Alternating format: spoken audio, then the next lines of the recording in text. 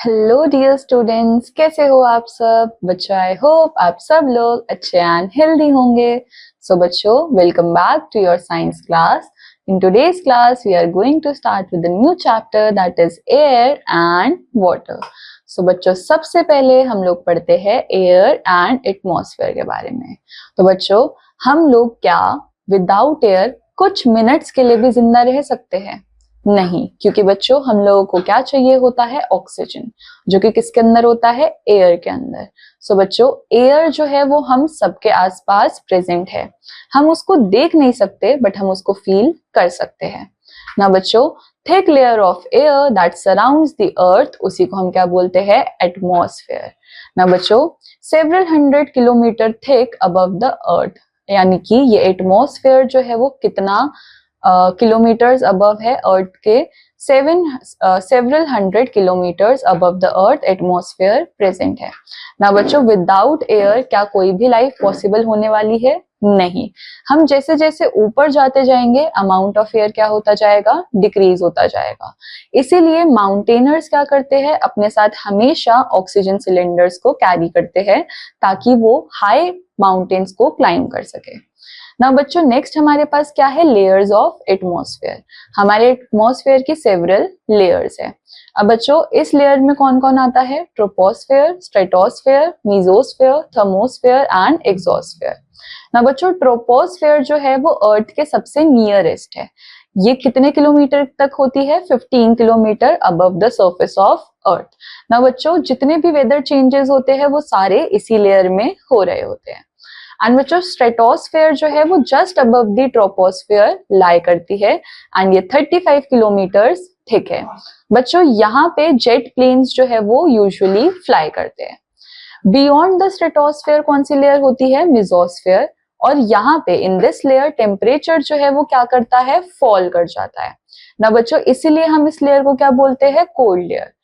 Thermosphere कहाँ होती है बच्चों? थर्मोस्फेयर को हम लोग बोलते हैं हॉट लेयर, क्योंकि यहाँ पे क्या होता है? हाई टेम्परेचर होता है। स्पेस शटल्स जो है बच्चों वो इसी लेयर में घूम रही होती हैं।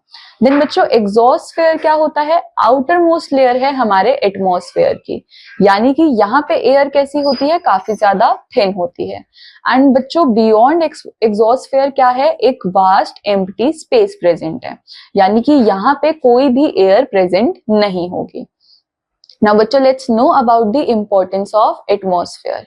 तो बच्चों, एटमॉस्फेयर जो है वो बहुत ज्यादा वाइटर रोल प्ले करता है ऑन अर्थ। बच्चों, फर्स्ट पॉइंट क्या है? एटमॉस्फेयर हम लोगों को प्रोवाइड करता है ऑक्सीजन, जिससे हम सारे लिविंग ऑर्गेनिज्म ब्रीदिंग कर सकते हैं। देन बच्चों, एटमॉस्फेयर प्रोवाइड करवाता है कार्बन डाइऑक्साइड प्लांट्स के लिए, जिससे वो फोटोसिंथेसिस कर सकते हैं। देन बच्चों, एटमॉस्फेयर क्या करता है? एटमॉस्फेयर हीट को ट्रैप करता है जो कि सन से निकल रही होती है, जिसकी वजह से हमारे अर्थ पे एक राइट टेम्परेचर मेंटेन रहता है। इसके बाद बच्चों, ओजोन लेयर जो कि प्रेजेंट होती है हमारे एटमॉस्फेयर में, ये प्रोटेक्ट कर रही है हम लोगों को अल्ट्रावायलेट रेज से, जो कि सन से आ रही है। बच्चों, यही रेज है जिसकी वजह से स्किन कैंसर्स और प्रॉब्लम्स इन आईज होती है। देन बच्चों, let's know about the composition of air. Air क्या है? Mixture of gases. बच्चों, टू मेन कंटेंट्स क्या है एयर के? नाइट्रोजन और ऑक्सीजन। अब इनके अलावा एयर के अंदर स्मॉल क्वांटिटीज में carbon dioxide, water vapour and traces of other gas भी प्रेजेंट होते हैं। सो बच्चों, यहाँ पे नाइट्रोजन 78% है, जो कि सबसे ज्यादा है। Oxygen is 21%, carbon dioxide is 0.03% and other gases बच्चों और भी कम प्रोपोर्शन में है, 0.97%। ना बच्चों, अमाउंट ऑफ वाटर वेपर जो कि हमारे एयर में प्रेजेंट होगा उसी को हम क्या बोलते हैं? ह्यूमिडिटी। और जब ह्यूमिडिटी क्या होती है? ज्यादा होती है, इसका मतलब अमाउंट ऑफ वाटर वेपर क्या है? बहुत ज्यादा है। इसकी वजह से बच्चों होता क्या है कि ह्यूमिड एयर में हम लोग बहुत ज्यादा पर्सपायरेशन करते हैं, यानी कि बहुत ज्यादा स्वेटिंग होती है। इवेपोरेशन भी बहुत जल्दी नहीं हो पाती, कपड़े जल्दी नहीं सूखते, है ना। सो बच्चों, we can feel humidity in air before and after the rain. Now बच्चों, let's know about the properties of air. Air बच्चों कैसी है? एयर के पास वेट भी है और ये ऑक्यूपाई करती है स्पेस को, दैट मीन्स ये क्या है? मैटर। ना बच्चों, हमको क्या करना है? बलून लेना है और उसके अंदर एयर को ब्लो करना है। बच्चों इसके बाद होगा क्या कि उसका साइज जो है वो इंक्रीज हो जाएगा। तो इसका मतलब जैसे ही हम लोगों ने एयर को ब्लो किया बलून के अंदर, उसका साइज इंक्रीज हुआ। क्यों? क्योंकि एयर जो है वो स्पेस को ऑक्यूपाई करता है ना। बच्चों एयर जो है उसके पास वेट भी होता है। हम लोग ये कैसे चेक कर सकते हैं? हम उस डिफ्लेटेड बलून और इन्फ्लेटेड बलून के मास को चेक कर सकते हैं, जिसमें डिफरेंस आएगा एंड हम बता सकते हैं कि एयर के पास वेट है ना। बच्चों एयर क्या करता है? एयर प्रेशर भी एक्सर्ट करता है। जैसे कि बच्चों एयर के पास वेट है, इसका मतलब वो क्या करता है? प्रेस करता है डाउनवर्ड। एयर पुश कर सकता है थिंग को। जैसे कि बच्चों मूविंग एयर को हम क्या बोलते हैं? Wind. Parachutes, kites, gliders, selling boats all depend on moving air, जिसकी वजह से वो लोग मूव कर सकते हैं ना। बच्चों स्कूटर्स, ट्रक, बसेस, कार्स, इन सबके पास क्या होता है? टायर्स होता है एंड एयर जो है इन टायर्स के अंदर पंप करी जाती है ना। बच्चों air too plays an important role in our day to day activities. जैसे कि बच्चों try opening a packet of milk. आप सब लोग मिल्क के पैकेट को खोलने की कोशिश करो। When you cut a small opening on one side, milk flows out slowly. If you make another slit on the other side, milk flows out rapidly. ऐसा क्यों हो रहा है बच्चों? आप लोगों को करना क्या है? आपको मिल्क का पैकेट लेना है, आपको पहले उसका एक साइड कट करना है, तो आपको दिखेगा कि मिल्क जो है वो बहुत ज्यादा स्लोली बाहर आ रहा है। बट जब आप लोग दूसरी साइड को भी कट करोगे तब आपको दिखेगा कि मिल्क जो है वो बहुत ज्यादा तेज, फास्ट, रैपिडली बाहर आ रहा है। ऐसा क्यों हुआ? क्योंकि बच्चों एयर जो है वो एंटर कर गई from the other slit and उसने क्या करा? पुश करा कंटेंट्स को कि वो पैकेट से बाहर निकले ना। बच्चों एयर प्रेशर जो है वो हमको बहुत तरीके से हेल्प करता है। जैसे कि अगर हमारे आसपास कोई एयर प्रेशर नहीं होता तो हम लोग अपने फाउंटेन पेन्स को फिल नहीं कर पाते। इवन बच्चों जो हम स्ट्रॉ की हेल्प से कोई भी ड्रिंक्स वगैरह सक कर पाते हैं, वो भी किसकी वजह से पॉसिबल है? इस एयर प्रेशर की वजह से ना। बच्चों यहाँ पे आप सबके लिए एक एक्टिविटी है जो कि आप लोगों को परफॉर्म करनी है। इसके बाद we have hot and cold air. तो बच्चों सन क्या करता है? सन हीट कर देता है लैंड एंड वाटर को, जिसकी वजह से उनके ऊपर की जो एयर होती है वो भी वार्म हो जाती है। एंड बच्चों हीट जो है वो इफेक्ट करती है लैंड और वाटर को डिफरेंटली। जैसे कि लैंड एब्सॉर्ब करता है और लूज करता है हीट को बहुत ज्यादा जल्दी, but on the other hand बच्चों वाटर एब्सॉर्ब और लूज करता है हीट को थोड़ा स्लोली। तो इसका मतलब warm air above the land and sea is always lighter and therefore it rises up. तो इसका मतलब बच्चों हमारे सी के पास जो लैंड होता है उसके ऊपर की जो एयर होने वाली है वो कैसी होने वाली है? वार्म। एंड वार्म होने की वजह से वो कैसी होगी? लाइटर, एंड वो राइज अप कर जाएगी। अब होगा क्या बच्चों? कूल एयर जो इसके आसपास प्रेजेंट होगी वो उसका स्पेस ऑक्यूपाई करेगी एंड सिट डाउन हो जाएगी। अब बच्चों जब वार्म एयर राइज अप करती है तो कूल एयर क्या करती है? रश करती है उसकी जगह पे एंड उसकी जगह लेती है। इसकी वजह से क्या फॉर्म होता है? एयर करंट फॉर्म होता है। ये प्रोसेस बच्चों तब तक चलता रहता है जब तक सारी की सारी एयर क्या नहीं हो जाती? वार्म नहीं हो जाती। एंड बच्चों इसी की वजह से क्या होता है? Land and sea breeze. So हम लोग अब समझेंगे लैंड एंड सी ब्रीज को। सबसे पहले बच्चों let's learn about sea breeze. During day क्या होता है? हीट ऑफ द सन, उसकी वजह से लैंड जो है वो बहुत ज्यादा जल्दी गर्म हो जाता है। अब अगर लैंड गर्म हो गया तो उसके ऊपर की एयर भी क्या हो जाएगी? काफी ज्यादा जल्दी गर्म हो जाएगी और राइज अप कर जाएगी। इसकी वजह से बच्चों होगा क्या? जो सी के ऊपर कूल एयर है वो लैंड की एयर की तरफ आएगी एंड बच्चों ये कूल एयर क्या करेगी? हमारे लैंड वाली एयर की स्पेस पर आएगी, उसकी तरफ भागेगी, जिसकी वजह से क्या होगा? एयर मूव करेगी एंड इसी को हम क्या बोलते हैं? सी ब्रीज। सो बच्चों इसीलिए जब हम लोग सी पे दिन के टाइम पे जाते हैं तो हम लोगों को क्या फील होती है? ठंडी हवा फील होती है, क्योंकि हम लोग लैंड पे खड़े हुए हैं, वहां की एयर राइज होकर ऊपर चली गई एंड सी की जो ठंडी हवा है, सी की जो कूल एयर है वो हम लोगों की तरफ मूव करती है। नाउ बच्चों causes of rain and monsoon. During summer, the land near the sea is heated more rapidly than the nearby water. The air above the land वो भी क्या हो जाती है? गर्म हो जाती है। Warm air rise हो जाती है जिसकी वजह से लो प्रेशर एरिया बन जाता है। अब बच्चों कूल सी ब्रीज जो है वो क्या करने लग जाती है? फिर फ्लो होने लग जाती है towards the land to fill the space. Now winds from sea carry with them moisture. The moisture land in winds cause rain. Thus the monsoon winds bring heavy rainfall. अब बच्चों इसी की वजह से क्या होता है, रेनफॉल भी होता है. Now let's know about land breeze. अब बच्चों रात के टाइम पे क्या होता है, अभी हमने देखा लैंड क्या होता है, वो बहुत ज्यादा जल्दी गर्म भी होता है और बहुत ज्यादा जल्दी ठंडा भी होता है. सो बच्चों रात के टाइम पे अगेन लैंड की एयर क्या हो जाएगी, काफी ज्यादा ठंडी हो जाएगी एज कंपेयर टू सी, जिसकी वजह से अब सी की एयर क्या हो गई, सी की एयर वार्म हो गई और वो राइज अप करेगी.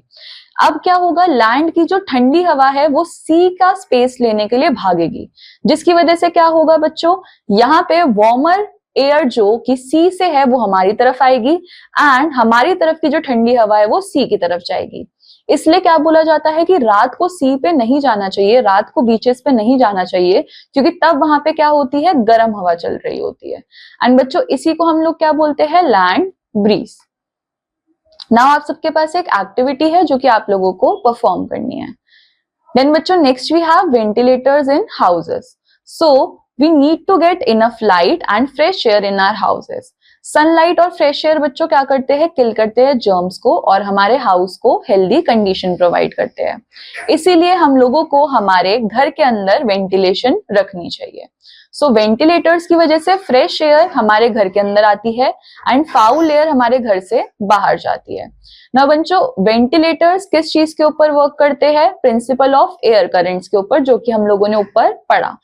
Now warm air inside the room rises up and वो रूम से बाहर चली जाती है और बाहर की कूल एयर जो है वो हमारे रूम के अंदर आ जाती है.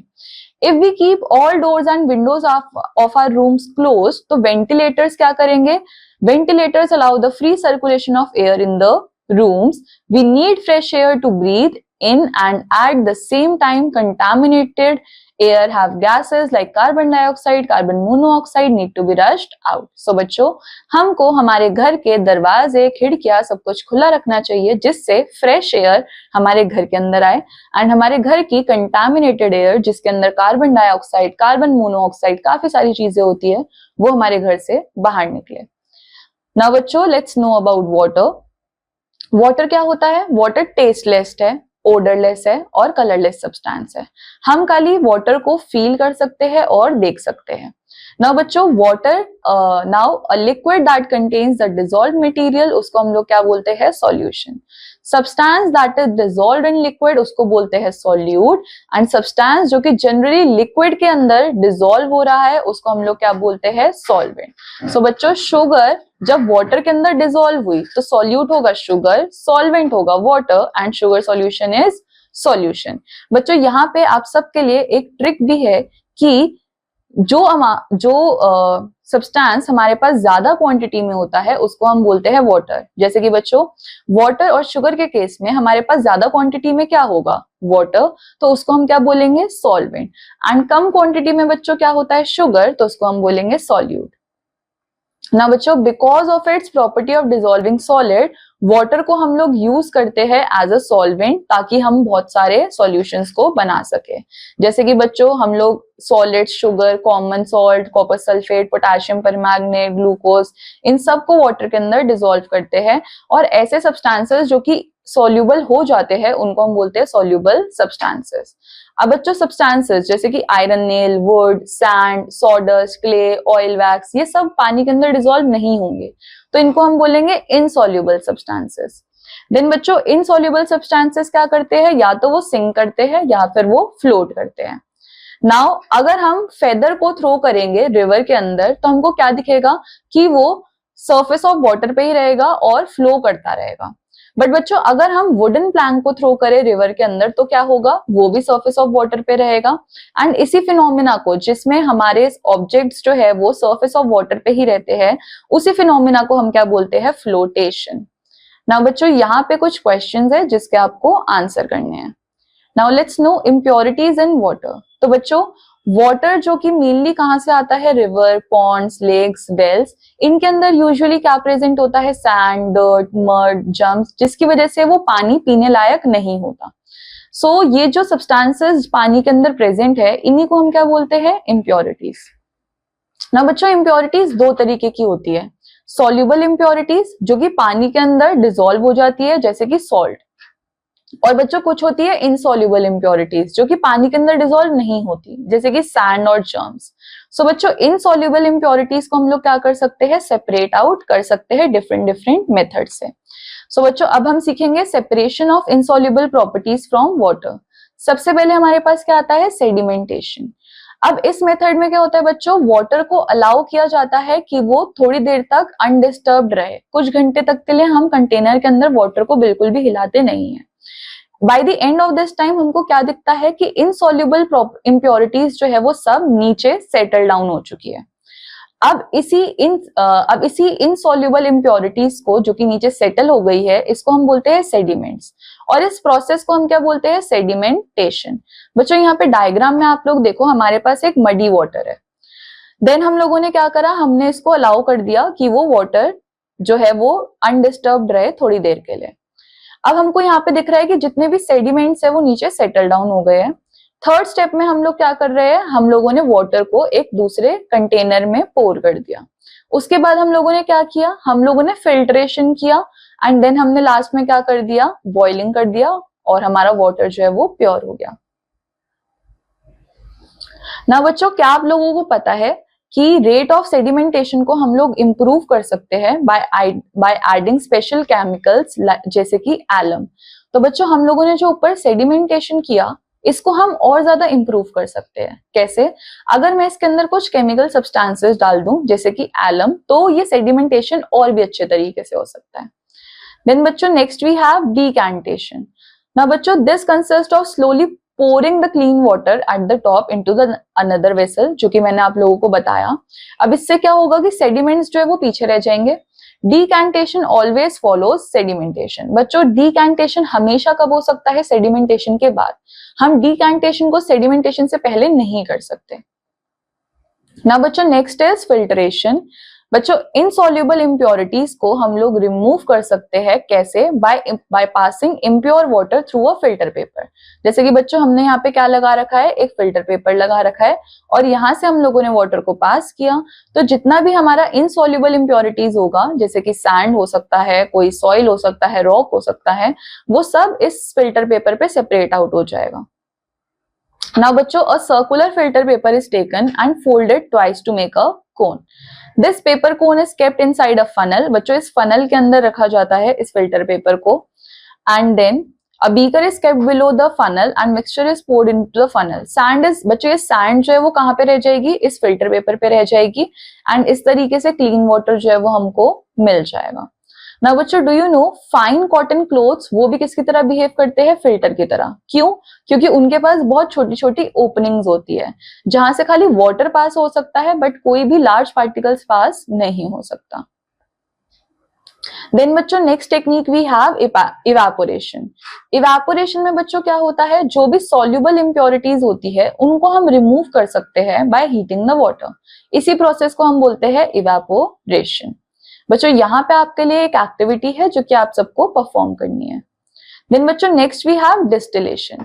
तो डिस्टिलेशन क्या होता है, ये एक मेथड है जिसमें दोनों सॉल्यूट और सॉल्वेंट को हम लोग सेपरेट कर सकते हैं। तो बच्चों ये कैसे किया जाता है, हम पहले एक सॉल्यूशन को हीट करते हैं जहां पे वाटर इवेपोरेट होता है। देखो बच्चों यहाँ पे क्या हो रहा है, ये वाटर इवेपोरेट हो रहा है। अब ये वाटर इवेपोरेट होके कहाँ एंटर कर जाता है, इस कंडेंसर में। ये जो एक ट्यूब लाइक स्ट्रक्चर है इसको हम बोलते हैं कंडेंसर, जो कि बच्चों क्या होता है, which is kept cool by the cold water circulating around it. अब बच्चों जैसे ही ये वाटर वेपर कंडेंसर में एंटर करेंगे जो कि ठंडा एरिया है, तो होगा क्या, ये हॉट स्टीम दोबारा से किसमें चेंज हो जाएगी, वाटर के अंदर।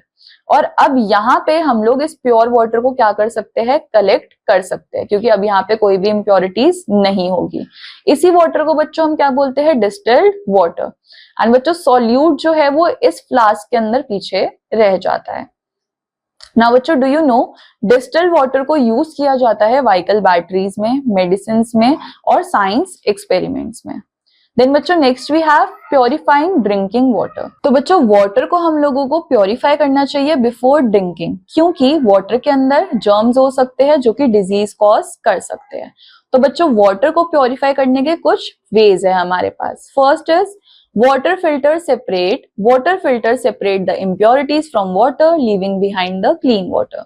बच्चों हमारे पास जो वाटर फिल्टर्स होते हैं वो क्या करते हैं, वाटर को क्लीन करते हैं और जितनी भी इम्प्योरिटीज है उसको पीछे छोड़ देते हैं. देन बच्चों पोटेशियम परमैंगनेट क्रिस्टल्स को अगर हम लोग वेल्स के अंदर डालें तो वो क्या कर सकते हैं, वो क्रिस्टल्स जर्म्स को किल कर सकते हैं. देन बच्चों next we have boiling. Boiling तो बच्चों सबसे सिंपलेस्ट वे है वाटर को प्योरीफाई करने का.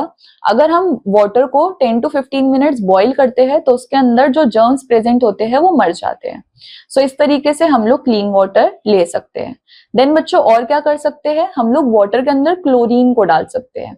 क्लोरीन एक केमिकल है जो कि क्या करता है, किल करता है जर्म्स को, और इस तरीके से हम लोग वाटर को प्योरीफाई कर सकते हैं. इसी को हम बोलते हैं क्लोरिनेशन. नाउ बच्चों लेट्स क्विकली रिवाइज. अर्थ के आसपास क्या है, लेयर ऑफ गैसेस जिसको हम बोलते हैं एटमॉस्फेयर. और एटमॉस्फेयर में 78% नाइट्रोजन है, 21% ऑक्सीजन है एंड 1% अदर गैसेस है. बच्चों एयर के पास क्या है, वेट, एंड वो ऑक्यूपाई करती है स्पेस को. एयर प्रेशर भी एक्सर्ट करता है ना. बच्चों एयर जो है वो बहुत ज्यादा यूजफुल है ह्यूमन बींग्स और एनिमल्स के लिए. वाटर जो है वो कवर करता है 78% ऑफ सरफेस को हमारे अर्थ के. वाटर हमको चाहिए होता है drinking, cooking, washing clothes, bathing etcetera. Drinking water को हम लोग प्योरीफाई कर सकते हैं बाय बॉइलिंग, डिस्टिलेशन और क्लोरिनेशन. सो बच्चों this completes our chapter. I hope आप सबको ये चैप्टर समझ आया होगा. आई वांट यू ऑल कि आप इस चैप्टर को एक बार रिवाइज करें एंड के क्वेश्चंस को प्रैक्टिस करें. I will meet you in the next chapter. Till then take care, bye bye.